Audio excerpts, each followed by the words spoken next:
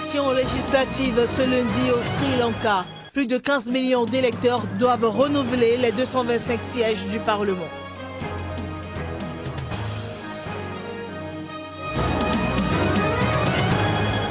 Les femmes du parti Lumana du Niger vont au contact de la diaspora au Nigeria. Le but de ce déplacement, faire l'état des lieux du recensement effectué par la CENI. En Thaïlande, l'explosion d'une bombe a fait au moins 10 morts ce jour. Le bilan est encore provisoire.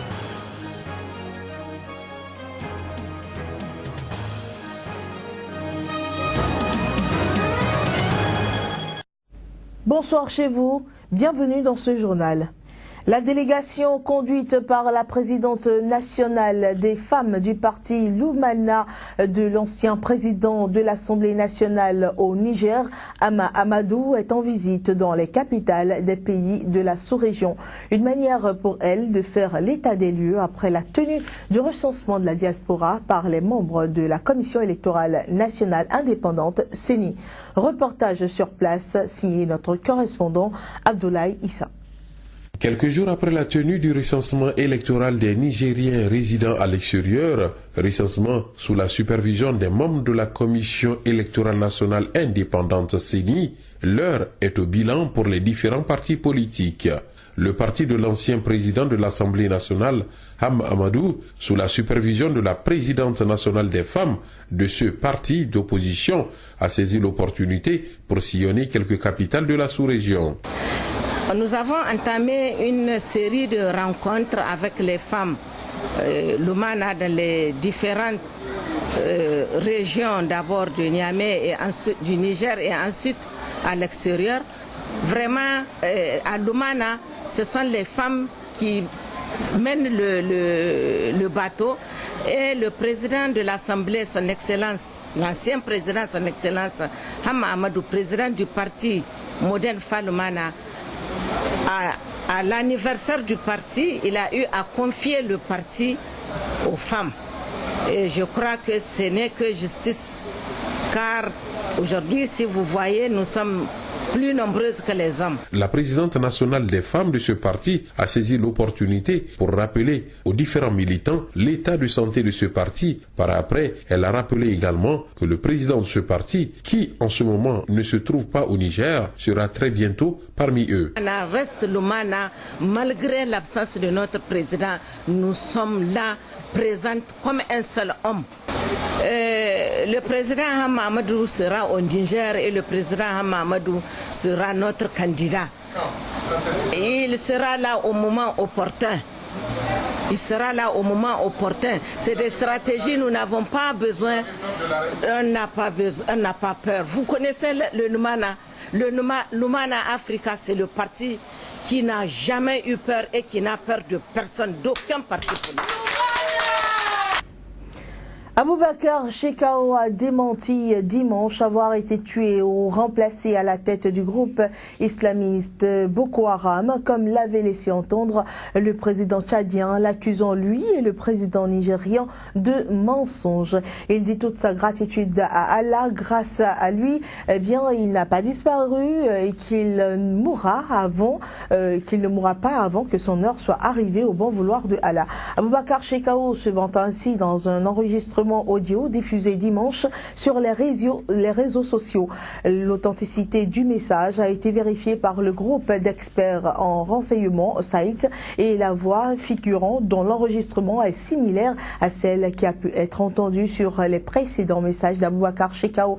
Dans ce message de 8 minutes en Haoussa, Aboubacar Shekau accuse le président Idriss Déby Itno d'être un hypocrite et un tyran. Au Togo, plusieurs réformes ont été initiées par le bureau du Conseil national des patrons de presse élus et installés le 18 avril 2014. Et ceci afin de changer l'image pas trop reluisante qui est celle de la presse dans le pays. Après plus d'un an d'exercice, nous nous sommes rapprochés du président de l'organe pour un bilan sommaire. Jean-Paul Agbo Akwelete, président du Conseil national des patrons de presse au Togo, est au micro de notre correspondant Ferdinand Gadé. Dès notre élection, dès notre installation, nous nous sommes attelés d'abord à opérer un certain nombre de réformes, réformes structurelles qui sont relatives notamment à la modification de nos statuts.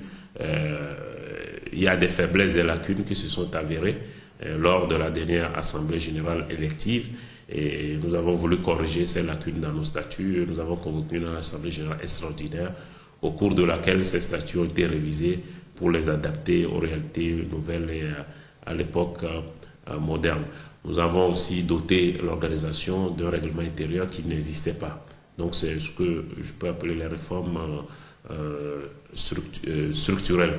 Nous avons aussi mieux renforcé notre présence puisque les membres qui sont des provinces, des régions, se sentaient un peu marginalisés. Donc nous avons essayé de mettre en place des points focaux qui sont les interlocuteurs privilégiés du bureau central qui se trouve à Lomé. Nous avons aussi travaillé sur la visibilité de l'organisation en créant un site internet et en mettant aussi à jour un magazine qui est un bulletin d'information de l'organisation. Nous avons surtout renforcé les capacités de nos membres à travers une série de formations, notamment sur l'entrepreneuriat, sur le management, sur la gestion, sur la nécessité d'un professionnalisme, ateliers par exemple au cours duquel des confrères sont venus de l'étranger, du Sénégal, du Niger et de France. Dans le cadre des élections, nous avons aussi organisé un atelier sur le rôle des journalistes pendant la période électorale. Et tout récemment, nous avons aussi fait, puisque c'est d'actualité, un autre atelier sur la question de sécurité maritime. Le président sud-soudanais Salva Kiir assiste finalement au pourparlers de paix à Addis Abeba.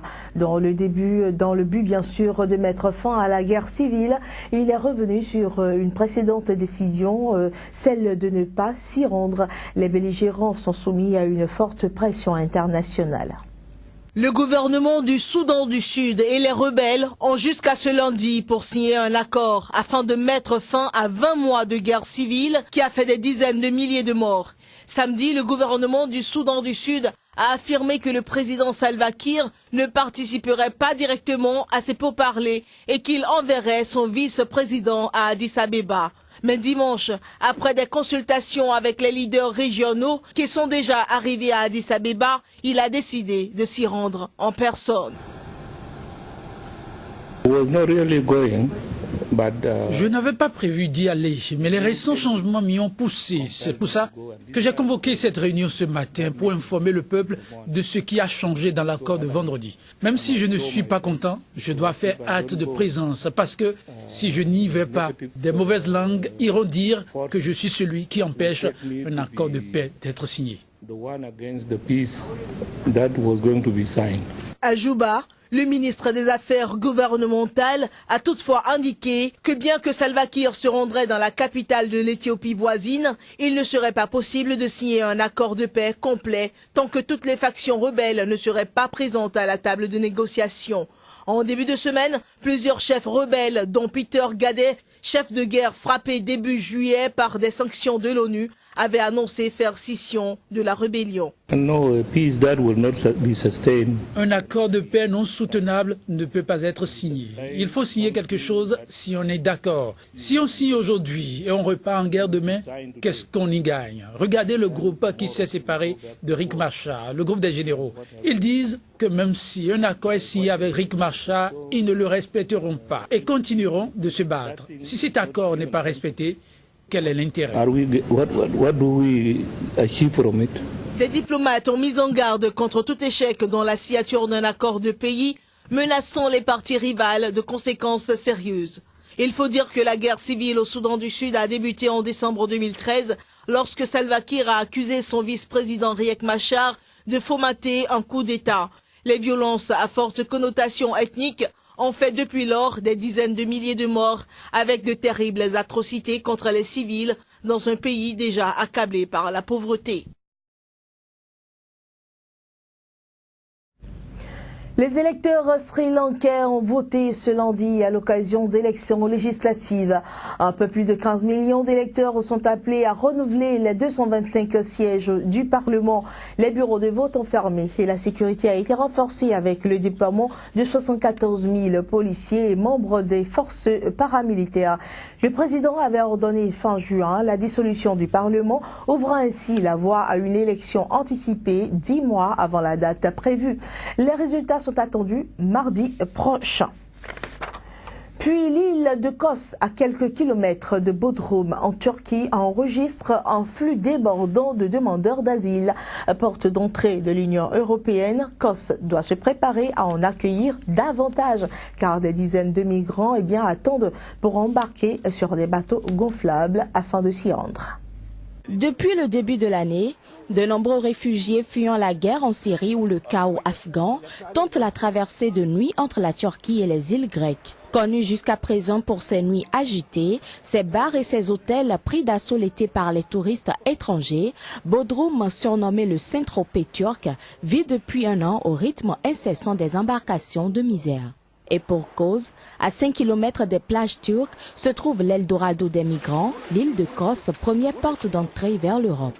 Malgré le risque et la fragilité des bateaux pneumatiques, les passeurs privilégient désormais l'usage de ces embarcations pour atteindre les îles grecques depuis que la Turquie a multiplié les contrôles des cargos, utilisés un temps par les passeurs pour emmener les migrants vers les côtes italiennes, relève l'Organisation internationale pour les migrations. Selon des responsables turcs, il n'existe pas moins de 8 points de passage depuis Bodrum vers les îles grecques. Notons que quelques 124 000 réfugiés ont ici rejoint la Grèce en 7 mois, un chiffre en hausse par rapport à l'année 2014 selon les Nations Unies. L'explosion d'une bombe a fait au moins 10 morts ce lundi près d'un sanctuaire et d'un centre commercial dans le centre de Bangkok. Ce lieu est un sanctuaire très populaire dédié au dieu hindou Brahma, mais visité par des milliers de fidèles bouddhistes chaque jour.